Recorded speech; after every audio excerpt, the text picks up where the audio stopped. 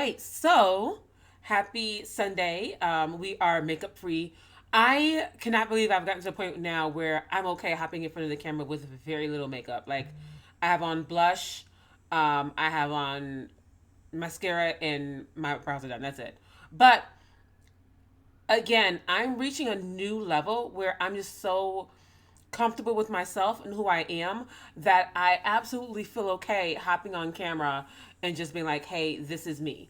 Um, Forgive me if you hear any background noise. I'm also not filming late at night. Usually I film late because there are no like cicadas out and it's just quieter. But I love the setup of the natural sunlight. So let's jump into this week's Shift Talk Sunday. Uh, you see me doing a lot of this. This week's Shift Talk Sunday. Typically, when I bring you a Shift Talk Sunday, it's something that I've already dealt with, that I've already processed, and I've had years to heal from, right? This one is very different. This one is something that I thought I had mastered, I thought I had under control, and I found out that I did not.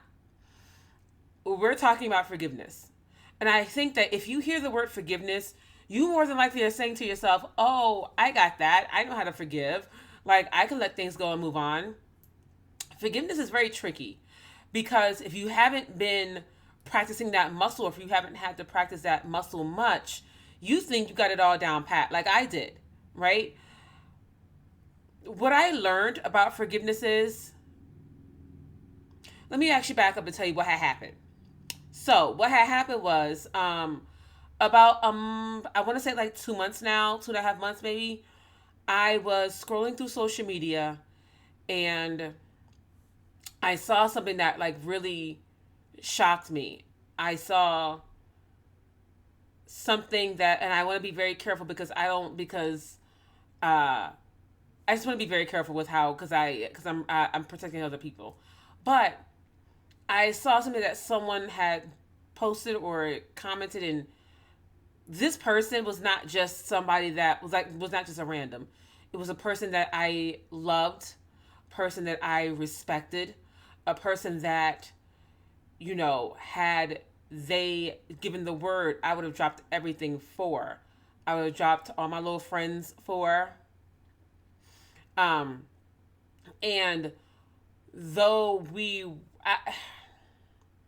though we were not together, I had assumed that there was a high level of love and respect between the two of us. Maybe not romantic love, but love nonetheless, right? Um, and then I learned this individual showed me that there wasn't. This individual showed me that they were okay with breaking my heart. This individual showed me that it's one thing to unintentionally do something, that's one thing, but to try and enter in with something and know that it's going to hurt the other person and not care, that is a totally different kind of thing. That is something that I was not expecting. Um, we all like to think that, for me at least, I like to think that I'm such a good person and that I show such genuine love that I know that not everyone will show it back, but I at least expected, and we're going to talk about expectations later, I at least expected someone who had such a central place in my life and who had such a part of my heart. I at least expected, and they knew that. I at least expected the the thought of, we don't want to hurt. I don't want to hurt her, and I don't want to do this because it will hurt her. But instead, it was, I know this is going to hurt her, so I'm still going to do it no matter what. Whether she's hurt or not, it doesn't matter. It is a paralyzing feeling to realize that someone does not care about your feelings as much as you care about theirs. It is a paralyzing feeling to think, what did I do to this person? It's one thing to say, okay, I know why they may have done it, but to truly not know why, for there to be no real reason as to why this person would willingly hurt you, it's unfathomable, to say the least. You know that you could never underestimate a person, but to see it happen is unfathomable. That's the only word I have. And up until this point, I always thought that I had understood forgiveness. Being a woman of God, being in ministry, I always thought that I understood forgiveness. I did not. Because what would happen after this person, and I did not tell you all the entire thing because there is one other person who I want to protect. There's one other person who she does love me as much as I love them. And there is one other person who truly did not know. And so I want to protect that other person. So that's why you haven't gotten the full breakdown, but I want you to understand the emotions behind what happened. I'm trying not to cry, oh my gosh. But what would happen after that would be a process that I did not think I needed to go through. And this was only like literally 2 months ago. There was shock. There was sadness. It didn't take an eventual, oh, my heart, but it was a immediate shatter. The best way I can describe it is I immediately felt my heart shatter into pieces. And I knew that I was going to have an uncomfortable conversation with at least one person. And thankfully I did, and it went very well. But the person who still, to this day, I don't understand why this person is so willing to hurt me. To this day, I don't understand why this person out of nowhere just decided that I don't even care for her as a friend anymore. And I probably will never get those answers. But there was a shattering of my heart. There was a, why me? I don't deserve this. I'm trying not to cry. There was a, I don't deserve this. There was a, I didn't do anything to deserve this. There was a, this time, most times I know what I do. Because, I got a little, I can get, I'm slick with the words. But this time, with this person, with these people, my love was so genuine, and I don't understand why it was okay to break me. It's a tough process. As you can see, it still brings tears to my eyes. It's a tough process. And during that process, I learned that I did not know how to forgive. Because in the middle of feeling this way, now I can wipe the tears and move on, right?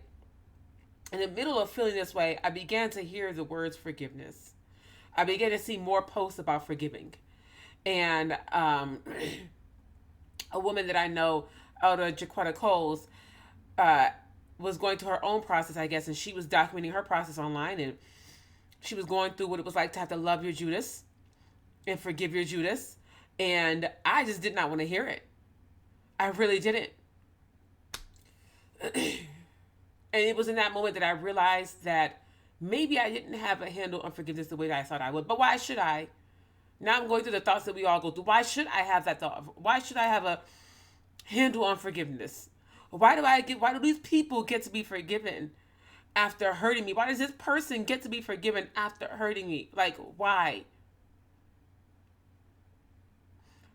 But do you see the reaction that I'm having? You all probably have had your own reactions like this.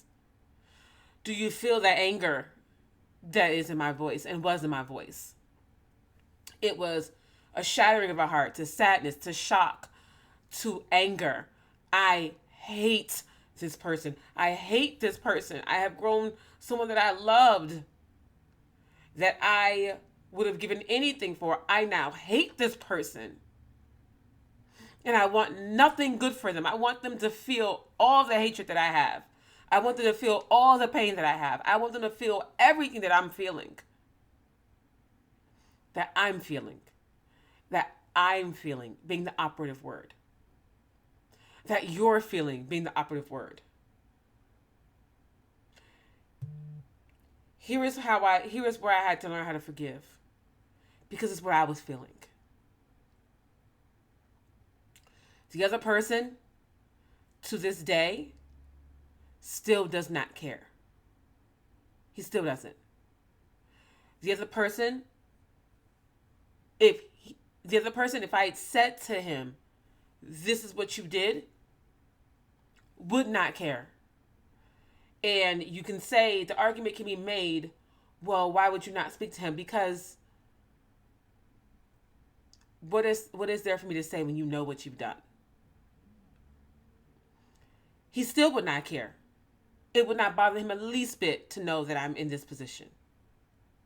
So with that being said, 9 times out of 10, the people that you are, wow, we're jumping into this, the people that you are feeling this way against are living their life.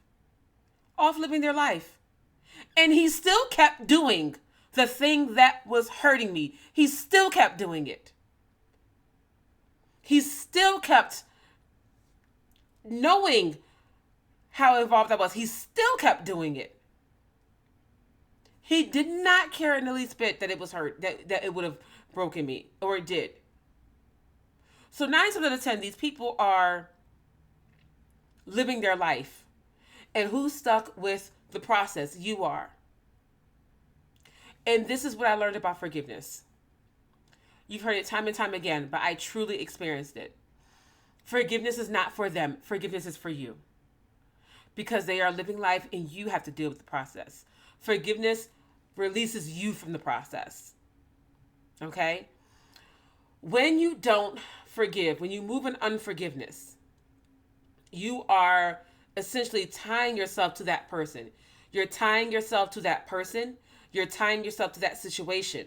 Now, had I not forgiven, had I not communicated, years down the line, we could still be right here on this here, in this here mic, reliving it over and over again. Unforgiveness binds you to someone who does not care about you. Unforgiveness binds you to someone who could care less about how you're feeling. Unforgiveness binds you to the situation. And if you're bound to that, how do you grow? How do you evolve as a person? Evolution as a person involves everything. It involves your spirit, your mind, your body, your soul. And in order to do that, to evolve to the next level of yourself, you've got to let go of weights. But unforgiveness means that you're carrying weight. Here is what I have learned. And I want you to get this settled in your spirit. Everybody has to deal with their karma. Everybody. Whether you believe in karma, reaping what you sow, no matter what. Of all the religions that we have in the world, the universal law is this. The one that goes across all boundaries is this. The energy you put out, you have to be accountable for, and it will come back to you. It will come back to you. So it's not your job to hold the unforgiveness against that person because you think that's what they get. They don't care. But that person, I've never seen it not happen. That person will somehow, some way reap everything they sowed. That person will somehow, some way be held accountable for what they've done to you. It's not your job to wait around and see. Because you don't know when it's going to happen, but it will happen. If not immediately, eventually. So let's let that part go right there. They are going to and that's for all of us. None of us escape accountability for the energy we put out into the atmosphere. None of us escape it. Not one person. No matter how good you are, what title you hold, where you are always, all of us are held accountable for it. As will they. So release that part right there. Secondly, now we've got to get you to the point where you are not bound to them. So, what is this thing about forgiveness? You already know. Y'all know I have notes. You know that I have notes. Okay? Why is forgiveness so necessary? When we are at the point, let me get my notes out, y'all. We're comfortable enough, right? we're here, right? I didn't even do an introduction to some of y'all. I just popped up on here and did this. If you need an introduction, go back and watch my other videos, okay? We just jumped into it. All right, so the reason why we need to forgive. There are about 3 major reasons that all tie into one. Why forgiveness is necessary. All right, forgiveness being necessary. When you don't forgive, forgiveness first of all releases your mind. When you don't forgive, I'm looking at my notes. Please excuse me. When you don't forgive, you end up ruminating. And when you ruminate about something, to ruminate means to play over and over and over again. That is all in your mind. And once you allow it in your mind, it gets into your spirit and it gets into your actions. I.e., I'm going to ruminate over being hurt like this.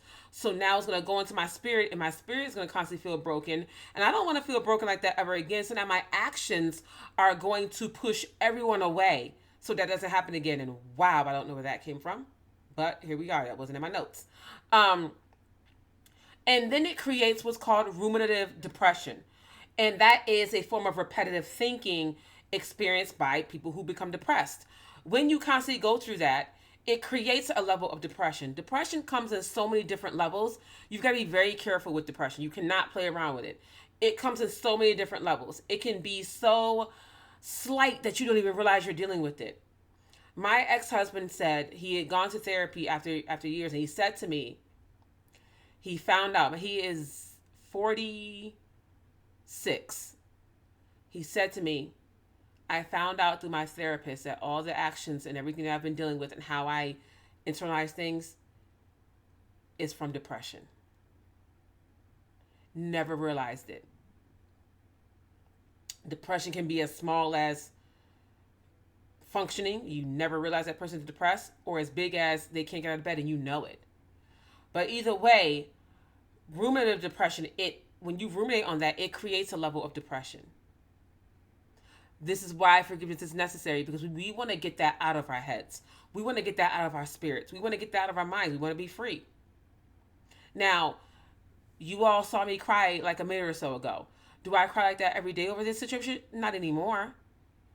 That brought me to tears because I was forcing myself to relive the feelings so you can connect.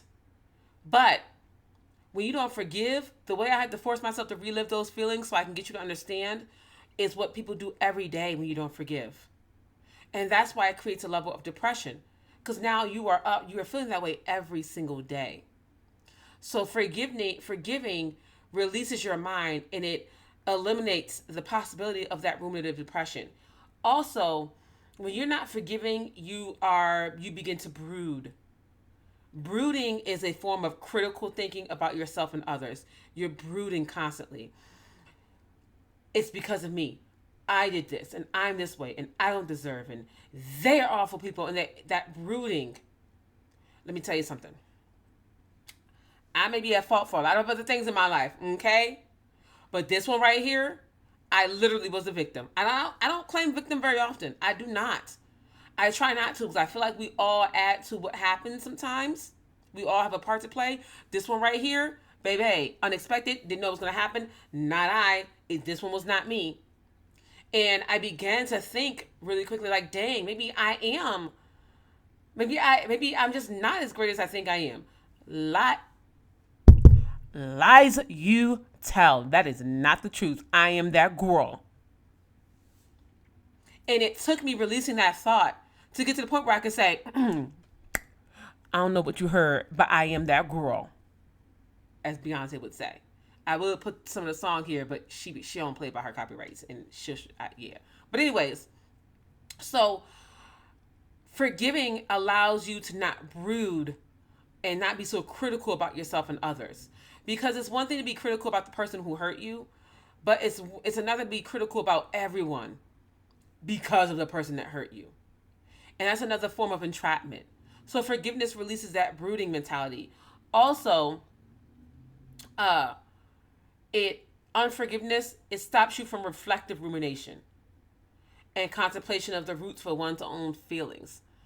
When you are unforgiving, you don't have the time to reflectively ruminate. There's a difference between ruminating and reflective rumination. Reflective rumination, you're thinking about the situation to think what you could do differently, how you can grow from it.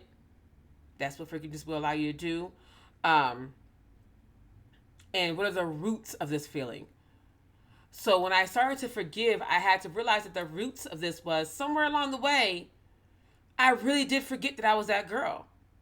Somewhere along the way, I really did forget that I'm a baddie, inside and out. Somewhere along the way, I forgot that I am pressure. And I let this individual's treatment of me, this disdain of me, this discard of me, made me feel like I wasn't. If I was a different type of person, if you had caught me like 5 years ago doing this video, it'd be all kinds of curse words coming out right now. Like, you got the game twisted. Hold on. Hold on. Because reality is, over the course of a few years, Shamar has created quite a few avenues for women and people. Shamar has poured into men and women. Don't play me like this. Don't play. So, forgiving them allowed me to look at myself and say, okay, this is what I forgot. I totally forgot that I am that girl. I totally forgot my power. All because of someone's discarding me. And that stemmed from, I knew they were beginning to discard me. And I was already wondering, what did I do wrong? So when this happened, it was almost like, okay, not only are you discarding me, not only was he discarding me as a friend already, and that made me wonder, like, what happened? Where did he go wrong as friends even? But then you take it a step further and you do something that you know is going to hurt me. Not only do you have the game twisted, but I also had to remember whose I am. First and foremost, I'm a child of God. And when I'm moving in integrity, I do not lose. Bless your heart and soul, because you didn't forget who you messing with. So, when we begin to relive these painful memories and we're harboring resentment, it has such a negative effect on our well-being. And you can literally Google a study about negativity and what it does to your body. It creates stress. It creates hormones that your body does not need. If you're a woman, it creates that stress hormone cortisol that sits in your stomach. I'm out here trying to lose weight already, okay? I'm doing very well, by the way. I ain't got time to have stress hormones released in my stomach because I don't want to forgive. This is all why forgiveness is necessary. Why it's something that we must do. It's not for the other person. It is for you. And forgiveness is a process and it's a choice. So don't feel bad if you find yourself trying to figure out how to forgive this person. It's a process. I had to first realize I was moving in unforgiveness, and then I had to figure out what to do next. I had to learn. It was not automatic. It took a while. And I'm just coming out of it. I realized I was coming out because I saw this person. I'm filming this on Saturday, August 13th. I saw them on Friday, August 12th. And usually whenever I see this person, I would stop and I would, hey, and we just, this time it was like, I don't even know you. Don't even know you. And that's how I knew I had truly moved on. There were no feelings, there were no nothing. I was like, oh, interesting. No feelings there. Nothing, actually. I'm going to continue on. So, forgiveness is a choice. It's a process and a choice. And sometimes you are going to have to choose to forgive every single day, every single minute, so it doesn't sit with you. Now, I will say this. I was going to say this to the end, but I will say this. You do not have to accept that person back because you forgive them. Said person, I told you I saw them yesterday, August 12th, and just because I forgave them did not mean I was going to run up to them and have a conversation.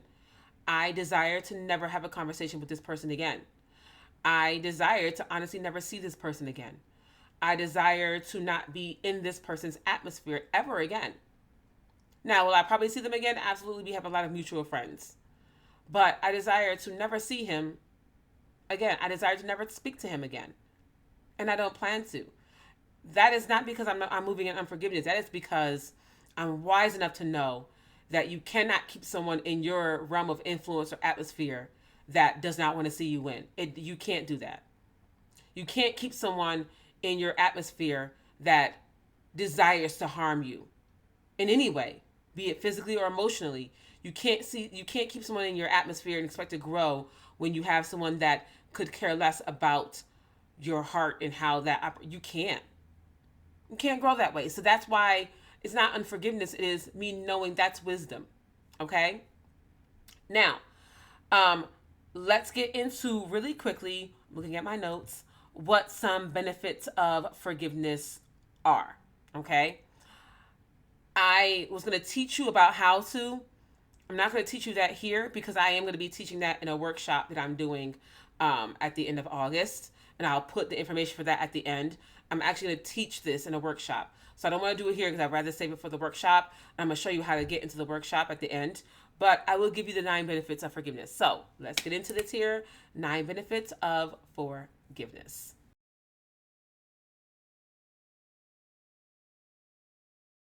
Okay, so you already know I'm looking at my notes. All right, so let's get into the 9 benefits of forgiveness. Okay, first, it gives you a reduction in negative effects and depressive symptoms. All right, so we already said just in the beginning that the first benefit is you're not dealing with the possibility of depression. If you've never struggled with depression before, moving in unforgiveness will bring it right along. It will bring it right along. It's like ushering it in, saying, "Come on in here, depression." Because eventually, when you can't, what happens is when you realize that they don't care how mad you are or how they hurt you, that makes you even angrier. And because you feel like you have no control over it, here comes depression. Okay? So the first benefit of it is you're not ushering in depression.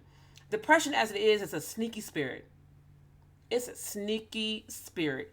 And when that thing sneaks in, it gets a chokehold on people. Many people do not survive depression.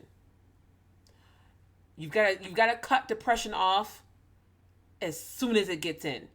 If it gets in. And if you can allow depression not to get in, baby, be proactive. This is a proactive step. Forgiveness is a proactive step against depression and anxiety and anger and bitterness. Forgiveness is proactive. It releases your spirit. Secondly, forgiveness gives you a restoration of positive thinking. Once I started forgiving and realizing that, hold on, I'm that girl. Okay? I'm a good person with a great spirit and a great heart. And because I am a child of God, I'm not going to lose in any circumstance. I'm only going to learn, but I'm never going to lose. It restored learning how to forgive and letting them go. I should say that person go, taught me how to pour back into myself. And it reminded me of who I am and the power that I hold and whose I am. And I snatched that power right on back, which gave me a greater level of power. It gave me a greater level of spiritual maturity also, and a greater level of all over maturity. And I was really proud of myself. I am really proud of myself. And it reminded me, it solidified who I am as a person. And that somehow, some way, this is all going to come back around full circle in a great way for me. Because I handled it the right way. I didn't lash out. I literally processed it. And I wish everyone well on their way. Just one of them can't talk to me ever again. And I handled every negative thought that I had. And now I'm like, okay, the God I know restores tenfold. So what I think I lost, I know I'm going to gain again. And that gave me such a settlement in my spirit and who I am as a woman. It reminded me of my power as a woman. It reminded me of my uniqueness as a woman, that I carry myself so much more differently now. Like, I was confident before. Now I'm like, y'all ain't even know, right? So it restores positive thinking. Third, it restores relationships. So there were 2 people involved. One did not realize, one did realize. Okay? The person that did realize, I already told you, they can go. I never want to speak to him again. But the person that did not know, I am proud of us. And I don't even think we had to restore really anything. All we did was really we communicated and we built it back up. We built it up. It's stronger now than it was. And I pray it stays that way. And the other person I love from the bottom of my heart, and I am loved in return. So it restored for us. It didn't really need to restore, it just solidified and strengthened, right? But I think about other relationships where I had to really learn how to forgive. And now I know what that other person felt like at the thought of losing something, and allowed me to restore a few other relationships that I needed to. Not every relationship needs to be restored. Like I said, the person who knew they were hurting me, he can go. I'm not interested in restoring that. If God restores in some kind of way, then that's a totally different, that's different. God already know He gonna have to, child, the things He gonna have to put in place. But that's different. For me, I don't really desire to. Um, but it gives you a restoration of relationships because your heart is not stony, it's flesh. And so now you can move forward with a lot. And also it restores future relationships. The reason why I say it restores future relationships, because if you move in unforgiveness and that bitterness and you push everyone away because of what you think may happen, those future relationships are already broken. Now you've restored them. Am I actively dating? I don't know, child. I don't know what I'm doing. I guess I am. I guess I'm not. I don't know. I'm not like, I don't know what I'm doing right now. It's fun though. I'm having a good time. Got some great little friends, if y'all will. But when the time comes for that special guy to come along, I understand that I've already restored that relationship, because now I'm not moving in bitterness or anger. And so when he comes, he's coming into something that's welcomed, right? The fourth thing it does, it reduces anxiety. There was so much. When I tell you my heart was in a vice for weeks, it was in a vice. There was one night, I was like laying under the covers, doubled over in a fetal position, crying. It hurt that bad. I was screaming from because I needed to get the energy out. So I was crying and screaming. It was literally from my soul, from my gut. My chest was bursting. That's how bad it was. That is really unhealthy. Forgiveness released me from that. The anxiety behind it is now gone. And now I can honestly say, God, I pray I never have to experience that again. I don't know. I plan on living a very long life, and you don't get out of this life without experiencing that once, twice, or a few times. But at this level, I pray I never have to forgive. I never have to do that again. But if I do, I now know to release it immediately. The fifth thing is it gives you a strengthened spirituality. I don't know what you believe. Around these parts, I believe in God. Feel me? Around these parts, I follow Christ. That's me. And to know that, one thing I thought about, like, wow, all the times that God pulled for me and poured into me and wanted me to win, and I did the exact opposite. I can't even, if this is how it feels to be heartbroken, I can't imagine how God's heart felt all the times where I turn my back on God. Now, granted, God is a supreme being. I'm not saying that God is limited to human emotions. I don't believe that. But I do believe that God loves us with those kind of emotions. And it made me more appreciative of where I am spiritually and how I've been given chance after chance after chance and how I was able to start over. It made me appreciate that, which strengthened me spiritually. It also gives you a raised self-esteem. I already told you. Once I learned to forgive these people and realize that it wasn't me and release that energy, I went back to I am that girl. I went back to, hold on now, I got this. Don't forget who you are and whose you are. I went right back to that. So my self-esteem shot through the roof. And I found myself just being more outgoing, if that's even possible, because if you know me, I'm an outgoing person already. Number 7, it offers you a greater sense of hope. I truly now believe that I do not lose, and I will not be losing. I truly not believe that everything I think I've lost will be restored tenfold in a permanent way.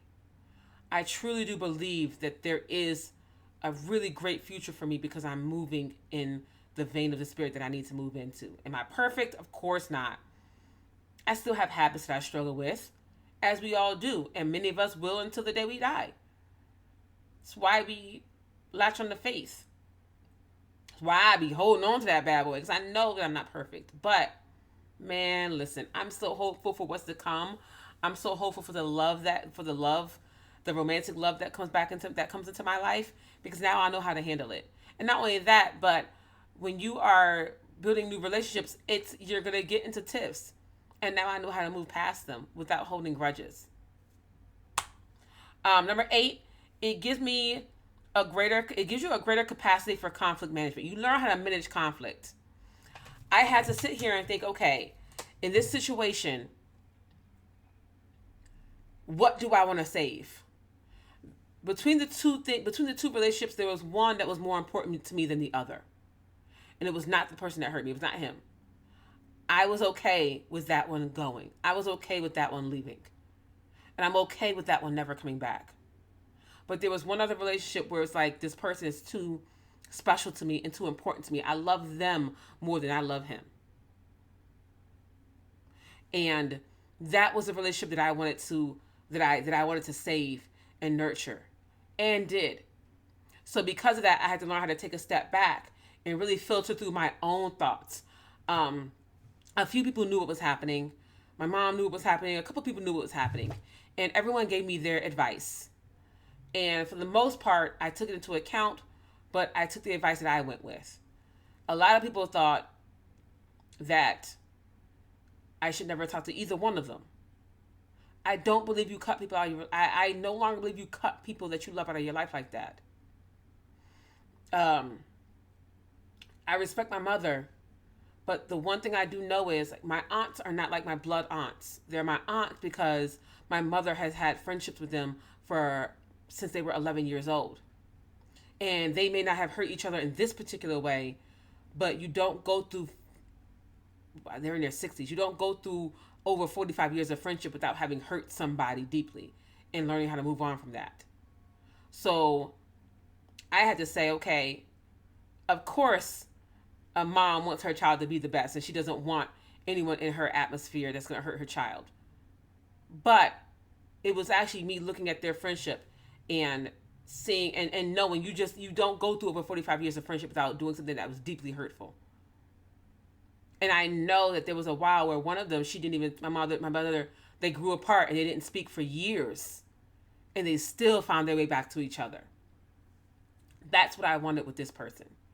And I'm glad I did that, because to watch this person grow and to watch this person reach new spiritual heights, and to know that I have been a part of this person reaching new spiritual heights, I had the ability to show this person the love of God. I had the ability to really show this person who God is and the love that God has. And I don't regret that. And for any family and friends watching who don't agree, that's up to you. But when you are a child of God, there are times where you do not have time to walk around in offense, and nor are you called to. Because some relationships go beyond just a friendship. It goes into, you literally could be the person that ushers their soul to Christ if they've never been to Christ before. In that moment, I'm going to say something really tough here. Who cares about how hurt you are? Nobody cares when there's a soul on the line. You can deal with that later. But when there's a soul on the line, it's not about you and your hurt feelings. It's about getting that soul to Christ. That's what ended up happening. And it's the most beautiful thing ever. And I am so proud and so happy. So I also learned that now I know how to sit down and have conversations without it going left. There's a healing that comes from knowing how to manage conflict. You do not have to cut people off all the time. That is not healthy, and nor is it godly. You can assess the situation. Some people cut themselves off. Some people you will have to cut off. But when you don't, you don't. I want to say also here, because I know that the type of people that watch this content, that is not a pass for you to allow people in your life who continue to hurt you. If they keep showing you who they are, listen. Now, if this happens again, everybody can go. But if that person has kept showing you who they are, you can forgive and let them go. I have to say that because I understand the type of people who listen to my content. I need to say that to you. If they keep showing you that they're going to keep hurting you and flip-flopping, then you let them go. But if this is your first real time, you don't always need to cut people off. They've done it more than once, so they can go. Lastly, forgiving gives you a greater ability to cope with stress and find relief. I was in prayer. I was in therapy. I was in the gym. I was everywhere, doing everything to make sure that I knew how to move past it. And we did. And I am better than I am better than what I was. And it's all thanks to forgiveness. And there it is.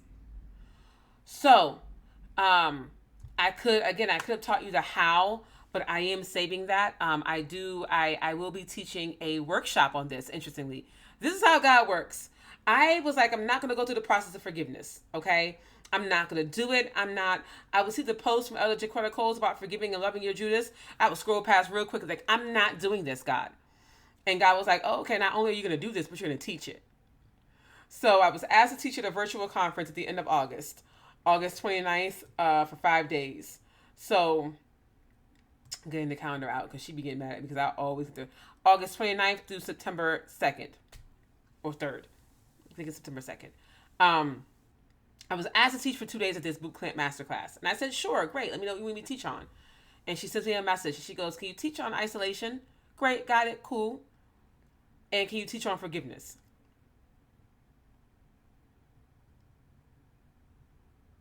What? I was like, not her not knowing what I'm going through, but then going somehow ask me to teach on the power of forgiveness. This is petty. God, that was petty. And y'all know me. I don't teach on anything that I haven't been through. I don't teach on anything that I have not processed. I will not. That's too hypocritical for my liking, for my taste. Which meant what?